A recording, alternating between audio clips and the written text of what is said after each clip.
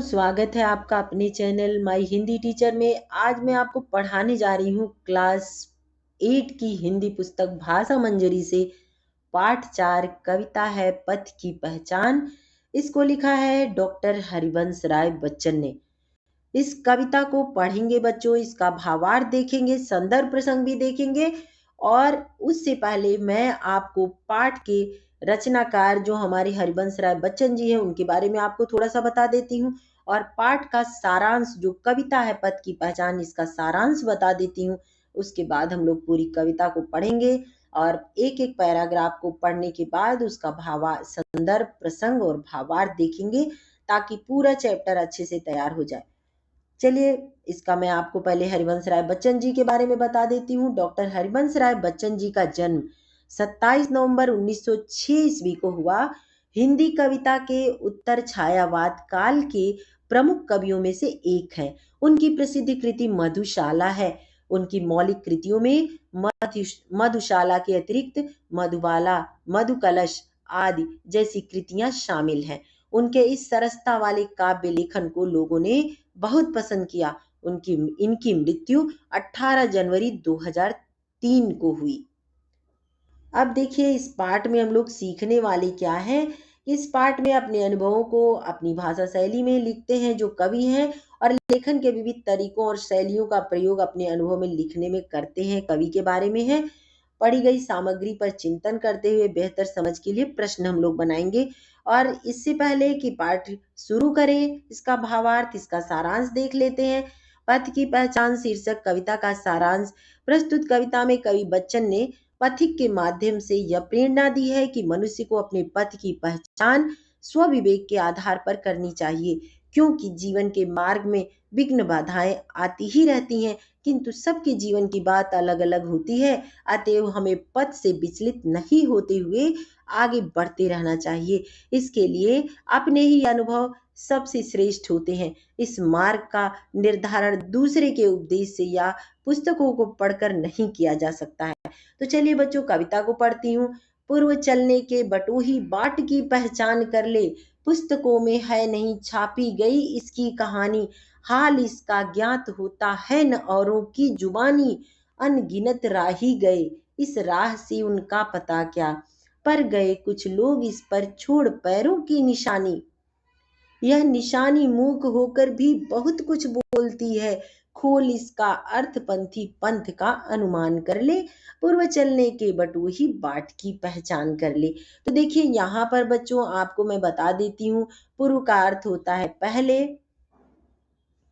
पूर्व यानी चलने से पहले, पूर्व मतलब पहले।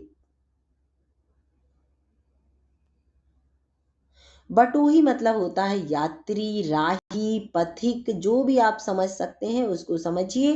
राहगीर, राही, यात्री, पथिक, बटोही यानी रास्ते में चलने वाला हर यात्री, मुसाफिर।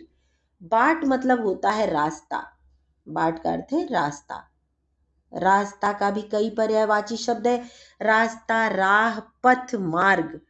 पुस्तकों में है नहीं, पुस्तक का मतलब होता है किताब। छापी गई इसकी कहानी, कहानी यानी कथा। इसलिए बता रही हूं कि ये फिर बाद में आपको आएगा। पुस्तक का अर्थ होता है पोथी, किताब, और कहानी का अर्थ होता है कथा। इसका पर्यायवाची लिखने के लिए आपको आएगा, तो इसलिए मैं आपको पहले बता देती हूँ। हाल इसका ज्ञात होता है न औरों की जुबान, यानी दूसरों की जुबान से आपको इसका हाल नहीं पता चल सकता। अनगिनत, अब देखिए अनगिनत में यहाँ पर देखिए, अनगिनत राही गए, इस राह से उनका पता क्या। पर गए कुछ लोग, अनगिनत मतलब जिसकी कोई गिनती नहीं है। यहाँ पर गिनत शब्द में अन उपसर्ग लगा हुआ है। देखिए कैसे लगता है, अन उपसर्ग। अन जो उपसर्ग होता है वह पहले लगता है, और जो प्रत्यय होता है बाद में लगता है। अगर मान लीजिए किसी शब्द के पहले हमने, यहाँ पर जैसे बता देती हूँ इसी को, अन प्लस गिनत। गिनत यानी गिनती, गिनने के लिए ये संख्या गिनने के लिए गिनत शब्द का प्रयोग होता है। लेकिन अनगिनत मतलब जिसकी कोई गिनती नहीं है, असंख्य।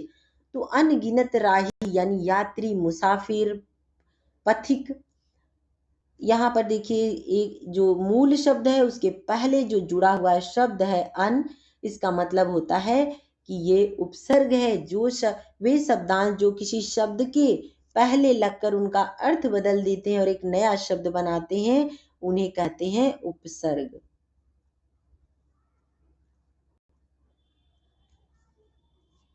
उपसर्ग कहते हैं।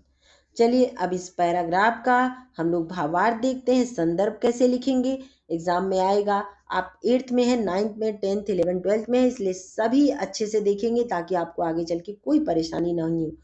यहाँ पर देखिए यह पद्यांश हमारी पाठ्य पुस्तक, अगर आपकी पाठ्य पुस्तक का नाम भाषा मंजरी है तो आप यहाँ पर भाषा मंजरी, अगर आपकी पाठ्य पुस्तक का नाम काव्यांजलि है तो काव्यांजलि लिखिएगा। यहाँ पर आपकी पाठ्य पुस्तक का जो भी नाम है आप वहां पर लिखिएगा। यह पद्यांश हमारी पाठ्य पुस्तक की कविता पथ की पहचान से लिया गया है, जिसके रचयिता प्रसिद्ध कवि डॉक्टर हरिवंश राय बच्चन हैं। यह कविता उनकी रचना सतरंगिणी से संकलित की गई है। यह कविता जो आप पढ़ रहे हैं पथ की पहचान कहाँ से संकलित की गई है, सतरंगिणी से। अगला देखिए प्रसंग है। प्रसंग में क्या बताया जाता है, इस कविता में कवि कहना चाहते हैं कि जीवन में कोई भी कार्य हमें सोच विचार कर करना चाहिए। एक बार जब हम अपना लक्ष्य तय कर लें तो फिर कठिनाइयों से घबराए बिना उस पथ पर निरंतर आगे बढ़ते रहना चाहिए। ये हो गया इस कविता का प्रसंग। और भावार्थ देखते हैं बच्चों। जो कविता हमने पढ़ी, पूर्व चलने के बटोही बाट की पहचान कर ले, पुस्तकों में है नहीं छापी गई इसकी कहानी, हाल इसका ज्ञात होता है न औरों की जबानी, अनगिनत राही गए इस राह से उनका पता क्या, पर गए कुछ लोग इस पर छोड़ पैरों की निशानी, यह निशानी मूक होकर भी बहुत कुछ बोलती है, खोल इसका अर्थ पंथी पंथ का अनुमान कर ले, पूर्व चलने के बटोही बाट की पहचान कर ले। यहाँ तक कविता का भावार्थ हम लोग देखेंगे। कवि हरिवंश राय बच्चन जी इस कविता में कहते हैं, क्या कहते हैं, हरिवंश राय बच्चन जी इस कविता में कहते हैं कि हमारे जीवन का मार्ग या कहानी पहले से ही किसी पुस्तक में लिखी नहीं होती, यह हमें स्वयं बनानी और तय करनी होती है। दूसरे लोगों के अनुभव हमारे मार्गदर्शक तो हो सकते हैं, लेकिन जीवन का वास्तविक रास्ता हमें अपने विवेक और साहस से ही तय करना होता है। कई लोग इस धरती पर आते हैं, चले जाते हैं, लेकिन कुछ ऐसे महान व्यक्ति भी होते हैं जो अपने कार्यों से इस दुनिया पर अपनी अमिट छाप छोड़ जाते हैं। महान व्यक्तियों के लिए देखिए कहा गया है कि इस दुनिया पर अपनी अमिट छाप छोड़ जाते हैं। उनके द्वारा छोड़े गए पद चिन्ह मौन रहकर भी हमें बहुत कुछ सिखाते हैं। जो उनके पद चिन्ह है, जो पैरों के उनके निशान है, उनके पद चिन्हों पर कहते हैं ना, उनके पद चिन्हों पर चल करके हम कुछ कर जाएंगे तो बहुत बड़ा नाम कर जाएंगे। उनके कार्यों से प्रेरणा लेकर हमें भी अपने जीवन में ठोस निर्णय लेकर उस पर अडिग रहना चाहिए। रास्ता चाहे जितना भी कठिन क्यों न हो, अगर हमने सोच समझकर उस पथ को चुना है तो उस पर डटे रहना ही सफलता की कुंजी है। चलिए और अगला पैराग्राफ पढ़ते हैं बच्चों। यह बुरा है या कि अच्छा, यह बुरा है या कि अच्छा, व्यर्थ दिन इस पर बिताना, जब असंभव छोड़ यह पथ दूसरे पर पग बढ़ाना। तू इसे अच्छा समझ, तू इसे अच्छा समझ, यात्रा सरल इससे बनेगी, सोच मत केवल तुझे ही यह पड़ा मन में बिठाना, हर सफल पंथी यही विश्वास ले इस पर पड़ा है, तू इसी पर आज अपने चित्त का अवधान कर ले, पूर्व चलने के बटोही बाट की पहचान कर ले। बटोही यानी यात्री, पथिक, राही, चलने से पहले अपने बाट की यानी मार्ग की, रास्ते की पहचान कर लेना चाहिए। तो कवि कहते हैं, यहाँ पर भी देखिए कोई कठिन शब्द है तो उसको देख लेते हैं एक बार। यात्रा यानी जो हमारा यात्रा है, जो हमारी जो हम जिसमें हमको चलना है, उस यात्रा को सरल यानी आसान बनाने के लिए इसमें पंथी यानी राही, पथिक विश्वास का मतलब होता है भरोसा, चित्त मतलब मन का, चित्त का अवधान कर ले मतलब अपने मन को उसमें बिठा ले, और पूर्व चलने की बटोही बाट की पहचान कर ले। तो चलिए संदर्भ देखते हैं। फिर से संदर्भ आ गया। यह पद्यांश हरिवंश राय बच्चन द्वारा रचित कविता पद की पहचान से लिया गया है, जो कक्षा 8 की भाषा मंजरी पाठ्य पुस्तक में संकलित है। यह कविता कवि की प्रसिद्ध काव्य संग्रह सत्यरंगिणी का हिस्सा है। अब बच्चों, अगर आपकी बुक जो भी हो, क्योंकि संदर्भ प्रसंग भावार्थ सब एक ही होता है, इसलिए आपको बिल्कुल चिंता करने की जरूरत नहीं कि ये आपका नहीं है, ये अलग है, ये गलत है, कुछ नहीं, सब सही है। बस आपको कवि वही रहेंगे, कवि वही रहेंगे, जो कविता है वो वही रहेगी, संदर्भ प्रसंग वही रहेगा। बस आपको अपना क्लास और पुस्तक का नाम चेंज कर लेना है, बाकी सब कुछ वही रहेगा। तो जो कक्षा 8 की भाषा मंजरी पाठ्य पुस्तक में संकलित है, यह कविता कवि की प्रसिद्ध काव्य संग्रह सतरंगिणी का हिस्सा है।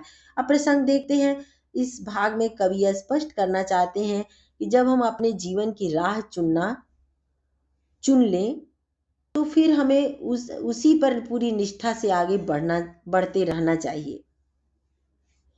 मार्ग कठिन हो या आसान, अगर लक्ष्य स्पष्ट है तो सफलता अवश्य मिलेगी। भावार्थ है, कवि कहना क्या चाहते हैं इस पद्यांश के माध्यम से। कवि कहते हैं कि यह विचार करना कि कौन सा मार्ग बड़ा है और कौन सा अच्छा, यह बुरा है या कि अच्छा, व्यर्थ दिन इस पर बिताना, जब असंभव छोड़ यह पथ दूसरे पर पग बढ़ाना। कवि कहते हैं कि यह विचार करना कि कौन सा मार्ग बड़ा है और कौन सा अच्छा है, यह केवल समय की बर्बादी है। अगर कोई मार्ग कठिन लगे और हम उस राह को छोड़कर दूसरी ओर मुड़ने लगे, तो यह हमारे आत्मविश्वास की कमी को दर्शाता है। इसलिए कवि समझाते हैं कि यदि तुमने किसी रास्ते को अपने विवेक से चुना है, तो उसे ही अच्छा मानो और पूरी लगन से उसी पर चलो। यात्रा तभी सफल होगी जब हम अपने निर्णय पर अडिग रहेंगे। यानी जो भी काम करें, पूरे पक्के इरादे से, सच्चे मन से उस पर लग जाना है और उसको करके पूरा रखना है। हर सफल व्यक्ति ने किसी न किसी मार्ग को चुनकर उस पर विश्वास पूर्वक कदम बढ़ाया है। यानी हर सफल पंथी यही विश्वास ले इस पर पड़ा है, तू इसी पर आज अपने चित्त का अवधान कर ले। अवधान मतलब एकाग्रता। अपने चित्त को, अपने मन को एकाग्रचित करके फिर उस मार्ग पर अगर आप चलेंगे तो आपको सफलता अवश्य मिलेगी। कवि के कहने का यही तात्पर्य है। हर सफल पंथी लिए यही विश्वास ले इस पर पड़ा है, तू इसी पर आज अपने चित्त का अवधान कर ले, पूर्व चलने की बटोही बाट की पहचान कर ले। इसलिए आप जब तुमने यह रास्ता चुना है, तो बिना डगमगाए उसी पर अपने जीवन की तस्वीर अंकित करो। यही सफलता का मार्ग है। पूर्व चलने के बटोही बाट की पहचान कर ले, है अनिश्चित किस जगह पर सरित गिर गहवर मिलेंगे। अब देखिए अनिश्चित, यहाँ पर आपको यहाँ तक तो कोई परेशानी नहीं होगी। है अनिश्चित किस जगह, अनिश्चित मतलब होता है प्लस निश्चित।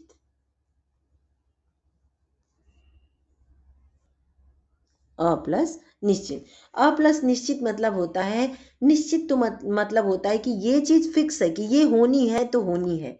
अनिश्चित मतलब उसका कोई निश्चित नहीं है, उसका उसका कुछ ये नहीं, कोई फिक्स नहीं है, अनफिक्स है।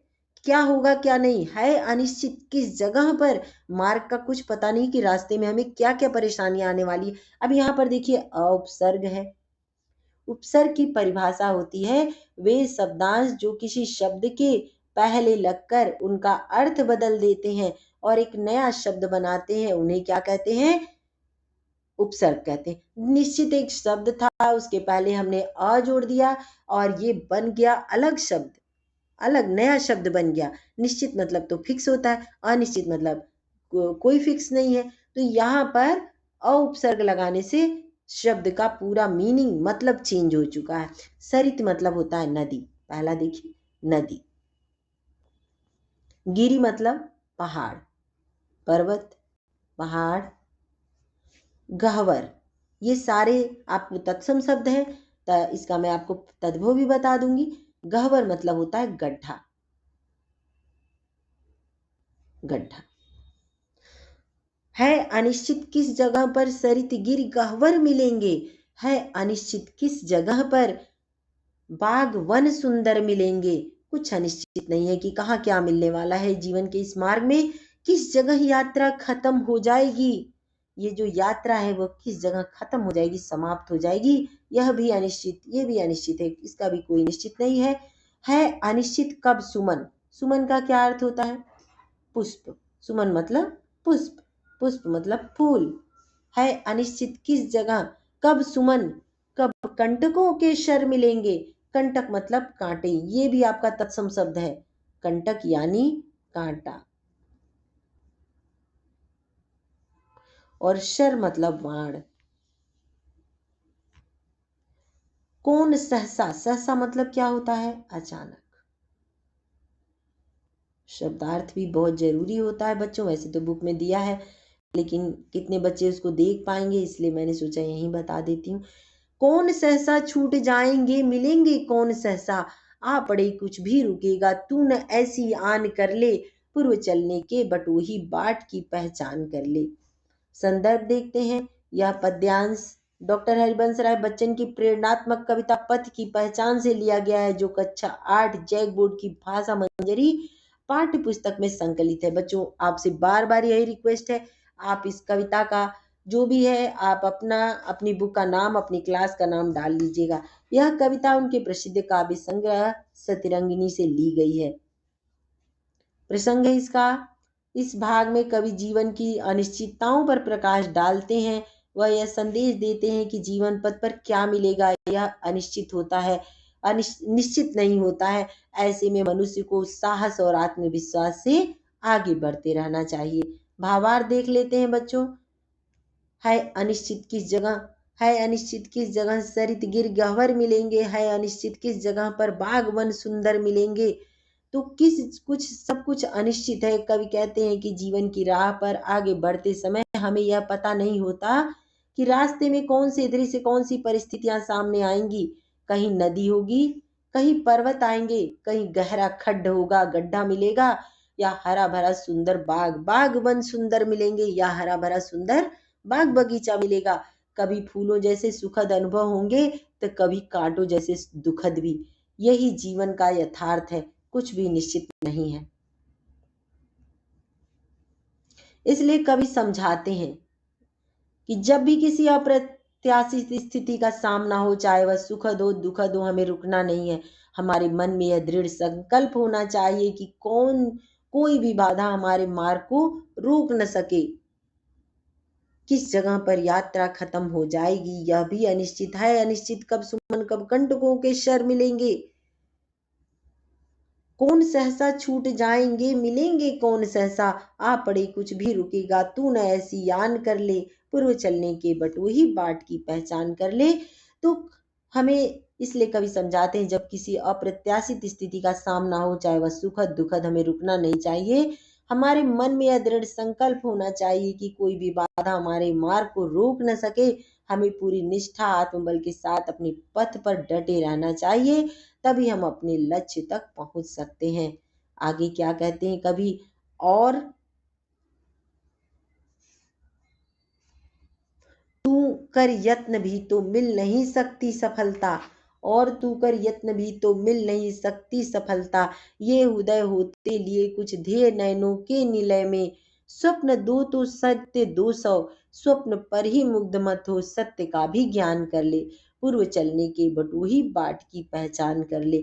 स्वप्न आता स्वर्ग का, दृगकोरकों में दीप्ति आती, पंख लग जाते पगों को, ललकती उन्मुक्त छाती, रास्ते का एक कांटा पांव का दिल चीर देता, रक्त की 2 बूंद गिरती, एक दुनिया डूब जाती। आंख में हो स्वर्ग लेकिन पांव पृथ्वी पर टिके हों, आंख में हो स्वर्ग लेकिन पांव पृथ्वी पर टिके हों, कंटकों की इस अनोखी सीख का अनुमान कर ले, पूर्व चलने के बटोही बाट की पहचान कर ले। अब देखिए यहाँ पर स्वप्न, अब स्वप्न जो है ये भी तत्सम शब्द है, यहाँ पर तत्सम शब्दों का भरपूर प्रयोग हुआ है। तत्सम, ये जो स्वप्न है ये तत्सम है। स्वप्न का तद्भव क्या होगा, स्वप्न का तद्भव क्या होगा बच्चों? सपना। यहाँ पर लिखने में जो परेशानी है आप ही समझ रहे होंगे।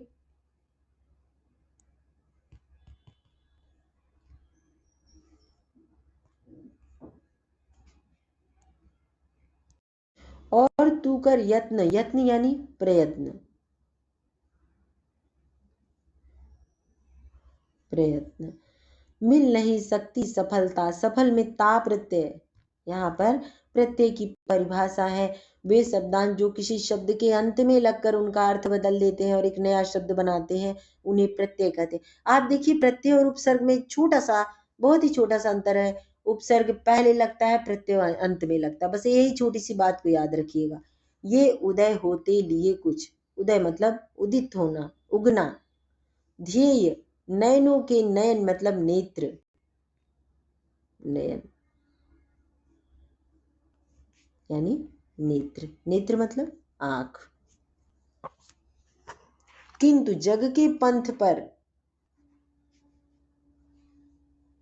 स्वप्न दो तो सत्य 200, दो स्वप्न है तो सत्य 200 हैं। सत्य का भी ज्ञान कर ले, पूर्व चलने के बटोही बाट की पहचान कर ले। स्वप्न आता स्वर्ग का, दृग कोरकों में दीप्ति आती, दीप्ति मतलब प्रकाश। दृग, दृग मतलब आंख, कोर को मतलब किनारे पर, आंखों के कोने में, किनारे पर। दृग कोरकों में, कली में, आंखों की जो कलियां हैं उनमें। दीप्ति मतलब प्रकाश, कोर को मतलब कली, कोर को मतलब कली, और यहाँ पर दीप्ति मतलब प्रकाश, चमक। पंख लग जाते पगों को, पगों मतलब, पगों का मतलब क्या होगा, पांव, पांव मतलब पैर। देखिए पग, पांव, पैर सब एक ही है। पंख लग जाते पगों को, ललकती उन्मुक्त छाती। उन्मुक्त मतलब क्या होगा, ललकती उन्मुक्त छाती। देखिए यहाँ पर उन्मुक्त मतलब होता है स्वतंत्र,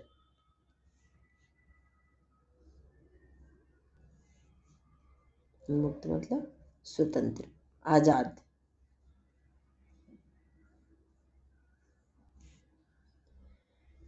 रास्ते का एक कांटा पांव का दिल चीर देता, पांव मतलब पैर, पांव का दिल चीर देता। रक्त की दो बूंद गिरती एक दुनिया डूब जाती। आंख में हो स्वर्ग लेकिन पांव पृथ्वी पर टिके हों।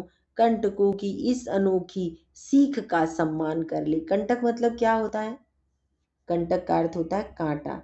पांव मतलब पैर, आंख मतलब चक्षु, नेत्र, नयन, दृग। ये कंटकों मतलब क्या होता है, कांटा। अनोखी मतलब आपको भी पता है, अनोखा। सी सम्मान, सम्मान मतलब आदर।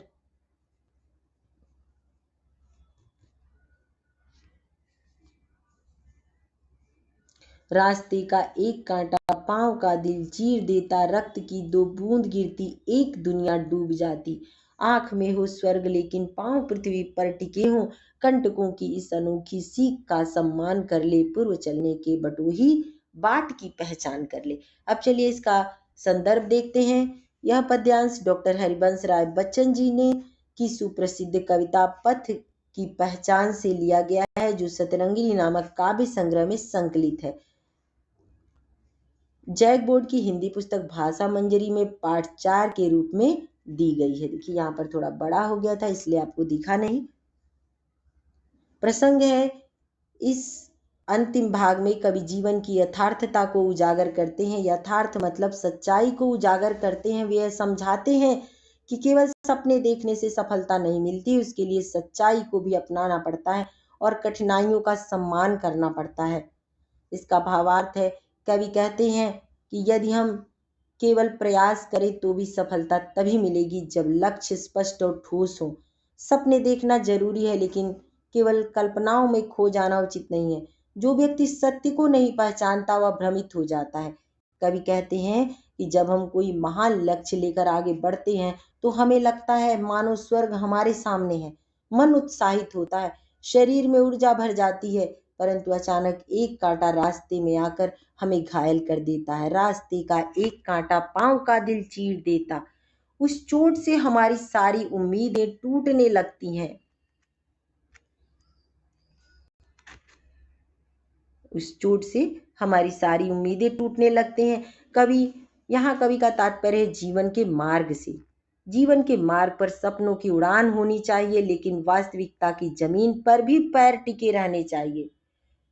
कठिनाइयां सिखाती हैं कि सफलता केवल भावनाओं से नहीं, बल्कि विवेक यानी बुद्धि, धैर्य और समर्पण से प्राप्त होती है।